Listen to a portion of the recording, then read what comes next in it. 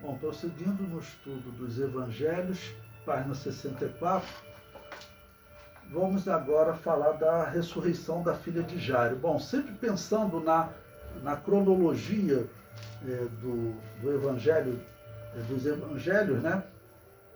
Veja, Jesus ele já fez algo maravilhoso, né, que foi expulsar o demônio desse homem, deixar o homem são e transformar ele em um missionário, né? Vamos dizer, num pregador, porque ele foi pregando sozinho, né? É claro que ele não vai pregar doutrinas complexas, ele vai ter que sentar depois para aprender com os apóstolos, mas anunciar o que Jesus libertou, isso aí é imediato, né? Tá bom? De onde Jesus tirou, como ele sofria, como ele estava e como ele está. Bom, e agora, ressurreição, irmãos, é outro tema que só do cristianismo, né? Tanto do judaísmo quanto do cristianismo. Os judeus, porque eles aguardam a ressurreição do último dia, né? Principalmente. Então, a ressurreição era um tema vivo para eles. Mas ressurreições, alguém voltar à vida, só existia na literatura judaica. Entre os gregos não existia isso. Ninguém falava em voltar à vida, porque para eles isso não existe, porque não acontecia, né? Eles diziam que algumas pessoas morriam e se tornavam deuses. Era o que eles falavam. Não, fulano se tornou Deus.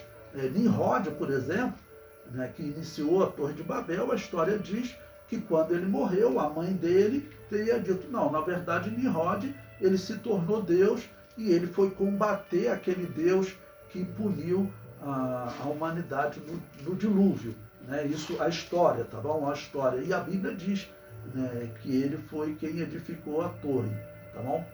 Então, as pessoas falavam assim, morreu e se tornou Deus. Até os imperadores romanos, quando eles morriam, eles se tornavam deuses. Tá bom? Nos dias do Novo Testamento era assim, tinha começado cerca de 70 anos antes, com o César. Né? Então, eles morriam... não, desculpe, engano, né? Foi com César, isso há 70 anos. É que nos dias de Jesus vai ter Calígula, que ele vai exigir que ele seja reconhecido como Deus em vida, tá bom? Bom, mas eles falavam sempre assim, né? O padrão era morreu, se tornou Deus, tá bom? Alguém falar em voltar à vida, isso entre os gregos, entre os romanos, ninguém falava nisso. Tanto que o apóstolo Paulo, quando ele vai pregar em Atos dos Apóstolos, capítulo 17, que ele vai pregar em Atenas, quando ele fala de ressurreição, os gregos ficam interessados. Mas que assunto é esse? Porque ninguém falava nisso. Né? Voltar à vida. Ele morreu e voltou à vida. E isso para os povos pagãos, vamos assim dizer, os gentios, melhor dizendo, independente de ser pagão ou não, os gentios, eles tinham essa notícia, recebiam de uma maneira diferente. Né? Para o israelita era comum. Por quê? Porque Elias fez ressurreição, Eliseu fez ressurreições. Então, para Daniel, Deus prometeu, né? Falou da ressurreição no dia do juízo final. Então, o termo ressurreição era comum para Israel, mas para os outros não. Bom, mas é claro que era comum, vamos dizer, naqueles profetas que viveram há 800 anos atrás. Elias viveu mais ou menos 800 anos antes de Cristo, tá bom? E isso depois não aconteceu mais. E agora vai ser exatamente o milagre de uma ressurreição. Bom, eu separei aí, marquei, sublinhado, Lucas capítulo 8, versículo 40. Então vamos fazer a leitura desse texto do Evangelho. Lucas capítulo 8, versículo 40. E aconteceu que, quando voltou Jesus, a multidão o recebeu, porque todos estavam esperando. Bom, então, lembrando, a história foi muito marcante. E Jesus tinha estado, antes, claro, era a base dele de Cafarnaum, do lado esquerdo do Mar da Galileia, já fazendo muitos milagres. E certamente aquela notícia correu também. E eles estavam naquela expectativa. Tinha muitas pessoas esperando Jesus. Nós vimos em textos anteriores que tinham pessoas vindo da região de Tiro, de Sidom, lá da Judéia, eram cerca de 130 quilômetros, vinham da Judéia e Jerusalém. Jesus está na parte norte de Canaã. Então, pessoas até dos gentios, vindo de todas as regiões. E quando chegaram, não encontraram Jesus. Tá bom? O versículo 41. E eis que chegou um varão de nome Jairo, que era príncipe da sinagoga. Bom, o que significa esse príncipe da sinagoga? Era normalmente um ancião israelita, que eles, até por serem fiéis aos romanos, vocês sabem, tem sempre falado que nesse período os Herodes era, claro, um rei colocado por Roma, e ele pegava os israelitas que eram fiéis a ele e colocava eles em lugar de destaque. Então, o homem, para ser o líder da sinagoga, normalmente ele tinha que agradar um pouco Herodes. E talvez fosse até uma pessoa que não fosse bem vista pelo povão em geral, porque, claro, havia essa divisão. Quem vivia agradando Herodes, tinham aqueles que queriam distância deles, considerava eles pecadores. Claro que eram, mas todos eram. Tá bom? Então ele era um príncipe da sinagoga. E prostrando-se aos pés de Jesus, rogava-lhe que entrasse em sua casa, porque tinha uma filha única, quase de 12 anos, que estava à morte. E indo ele, apertava-o a multidão, ou seja, as notícias de milagre tinham se espalhado, e a multidão estava apertando Jesus. E agora, exatamente o exemplo que vai acontecer é uma mulher que tinha um fluxo de sangue havia 12 anos. É interessante, a história, vamos dizer, focar exatamente que era uma mulher que tinha um fluxo de sangue há 12 anos e uma filha única de 12 anos. Bom, o número 12 ele tem um significado especial, que ele simboliza o governo de Deus na terra. Por isso, 12 tribos, 12 apóstolos. Na Nova Jerusalém, simbolicamente, também tem o nome das 12 tribos, dos 12 apóstolos. Tá ok? Mas, entre aquelas pessoas que estão procurando um milagre, tinha uma mulher que ela tinha como ela recebeu o seu milagre. Na crença dela, no entender dela, esse homem era tão santo que se tocasse nas vestes dele, ela ficaria curada. É uma fé interessante. É uma fé interessante, porque o que é bonito para Deus, o que alegra Deus. Pessoas que têm uma fé, assim, manifestam uma crença que ninguém jamais falou para ele que aquilo aconteceu ou poderia acontecer, algo particular dele. É o exemplo de Abraão. Por que Abraão é chamado de pai na fé? Porque ele levou o seu filho para o lugar de morte, para ser sacrificado, e o autor aos Hebreus é que é inspirado para explicar. Ele acreditava que Deus traria Isaac à vida. Por quê? Porque Deus tinha prometido que nele seria feita a sua descendência. Então o autor aos Hebreus diz que ele acreditava que Deus poderia trazer o seu filho à vida. Quem ensinou isso para Abraão?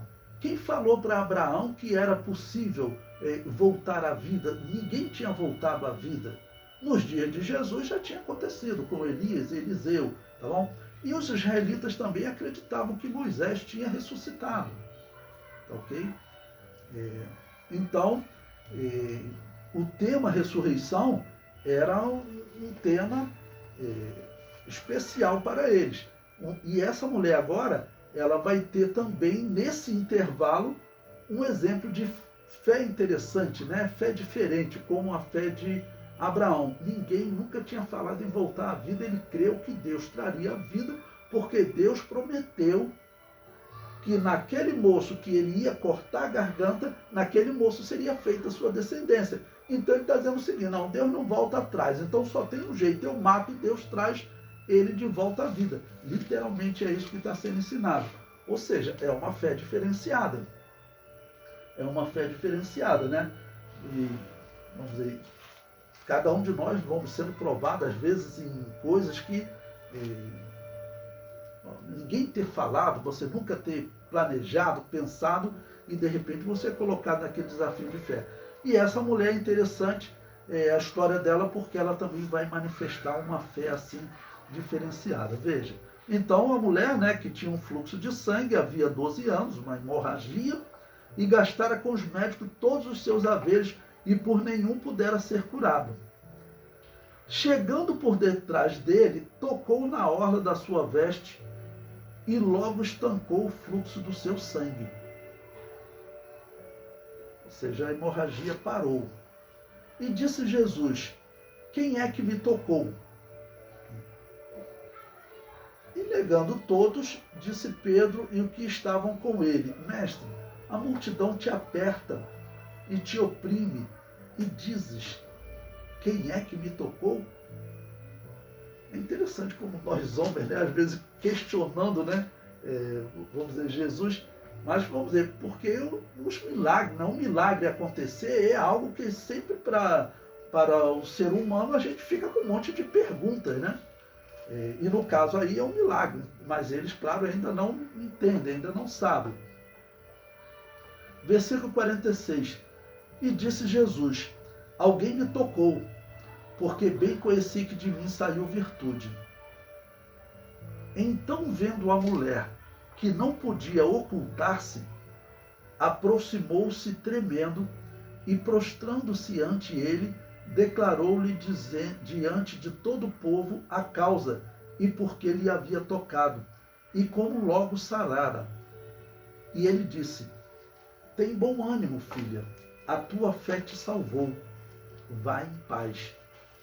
Ou seja, ela creu, então Jesus diz: a tua fé te salvou, né? Ela creu em algo diferente, tocar nas vestes dele, ela creu que poderia curá-la daquela hemorragia. Versículo 49. Estando ele ainda falando, chegou um da casa do príncipe da sinagoga, dizendo: a tua filha já está morta, não incomodes o mestre. Jesus, porém, ouvindo, respondeu-lhe, dizendo: não temas, crê somente, e será salva. E entrando em casa, ninguém deixou entrar senão a Pedro e a Tiago e a João. Serão os três assim que eles vão estar nos momentos assim, de destaque, mais importante. Eles eram como líderes dos 12 apóstolos, né? Isso é comum, você dividir numa liderança. Então você tem 12, coloca 3 para liderar determinados grupos, ou pessoas que realmente andavam mais próximo de Jesus. Nem todos ali tinham a mesma fé. Eu não tenho a mesma fé que você. Cada um de nós, né, desenvolve uma vida com Deus e uma experiência, e esses homens estavam dentro do plano de Deus que ele estivesse ali com Jesus, né? Tá bom? Então chamou esses 3 e ao pai e à mãe da menina. E todos choravam e a prantearam. E ele disse: não choreis, não está morta, mas dorme. E riam-se dele, sabendo que estava morta. Ou seja, a mulher já tinha parado de respirar, né? Você também já tinha morrido. Versículo 54. Mas ele, pegando-lhe na mão, clamou, dizendo: levanta-te, menina. E o seu espírito voltou, e ela logo se levantou. E Jesus mandou que lhe desse de comer. E seus pais ficaram maravilhados. E ele lhes mandou que a ninguém dissesse o que havia sucedido. Ou seja, esse homem também, ele, certamente pela necessidade, ele não pensou 2 vezes no problema que ele teria como príncipe da sinagoga, o problema que ele teria diante das autoridades, porque desde, claro, Herodes, como os sacerdotes, eles não gostavam, tá bom, que alguém se envolvesse com esses movimentos, porque no entender deles, esses movimentos iriam gerar muitas mortes, uma rebelião armada, como acontecia nos outros casos, né? Lembre-se do sermão de Gamaliel, ele citou várias revoltas judaicas antes de Jesus, Uma tinha acontecido 20 anos antes, que gerou uma grande mortandade. Então, ninguém queria outra revolta. Bom, Jesus não está fazendo nenhuma revolta, mas havia um medo de Herodes. Então, eles ficavam numa repressão muito grande. Começava a surgir muito movimento, as pessoas levavam aquela notícia para Herodes e ele começava a ficar pensando que o Messias chegou, porque eles tinham essa preocupação, tá bom? Lembrando que esse é Herodes Antipas, que é filho de Herodes, que tentou matar Jesus quando criança. E é o mesmo Herodes que está governando esse período, é o mesmo Herodes do dia do julgamento de Jesus. Tá bom? Então, ele não pensou duas vezes se ele teria problema ou não. Então, ele foi até Jesus pedir esse milagre. Tá, ok? Bom, eu comento aí no livro. Impõe-lhe a tua mão e ela viverá. Foi a palavra dele, né? Eu comento. Este homem, sendo um chefe da sinagoga, poderia ter problema com as autoridades judaicas recorrendo a Jesus. Mas o desejo de ver sua única filha curada falou mais alto. Jesus ensinava nas sinagogas da Galiléia e certamente era bem conhecido de Jairo. E este certamente tinha visto muitos milagres. Por isso ele demonstra fé pedindo a Jesus que vai impor as mãos sobre ela e o milagre ocorreria. Ela ficaria curada. Ou seja, um homem que foi colocado ali como naquela posição, mas normalmente era um rabino que estava nessa posição, uma pessoa que ela tinha destaque no estudo das Escrituras, porque ele cuidava da sinagoga e ali ele ensinava. E, claro, todo israelita tinha a oportunidade também de chegar na sinagoga e ensinar. Jesus ensinava nas sinagogas. Bom, nessa região, Jesus também foi criado próximo dessa região. Ela não fica muito longe de Nazaré. Então, talvez Jairo conhecesse Jesus até há muito tempo. Okay? Lembrando que aqui nós estamos no primeiro ano do ministério de Jesus. Okay? E isso às vezes acontece, né, irmãos? Às vezes Deus, para fazer a pessoa entrar no plano dele, permite, né, um sofrimento desse. Porque, claro, essa morte foi uma permissão de Deus para que as pessoas vissem aquele sinal. Porque realmente o ser humano precisa também de sinais. Não? Nós nos alegramos quando vemos esses sinais na Bíblia. Não vivemos só por sinais, mas é claro que nós nos alegramos. Então, Deus colocou com esse propósito. O segundo ponto, a mulher com fluxo de sangue toca em Jesus. No caminho para a casa de Jairo, uma mulher que tinha uma hemorragia há 12 anos manifesta uma fé especial. Ela dizia consigo: se eu tocar as vestes dele, ficarei curado. E Jesus parou perguntando quem havia lhe tocado. Pedro vai começar a manifestar a sua intrepidez, dizendo a Jesus que toda a multidão lhe apertava e que a pergunta do mestre não tinha sentido. Jesus diz: saiu virtude de mim. E isso diferenciava o tocar da multidão. Pessoas que estavam esbarrando em Jesus ou alguém que veio e tocou nele, que precisava de uma cura. A mulher se apresenta e Jesus que havia sarado. O terceiro ponto eu coloco: só Pedro, Tiago e João participam da ressurreição. Jesus chega à casa de Jairo e convoca alguns apóstolos para presenciarem esse milagre. Bom, então, como eu comentei a vocês, não é questão, claro, de discriminação. Isso até nas igrejas tem que acontecer, né? Então, haviam 3 apóstolos que se destacavam. Depois tinham 12 apóstolos, depois tinha grupo de 70, depois a Bíblia fala em grupo de 5.000 e até de multidões. Mas para você conseguir gerenciar as multidões, você começa com um grupo menor, nesse caso de 3, depois 12, ok? Depois 70 e assim por diante.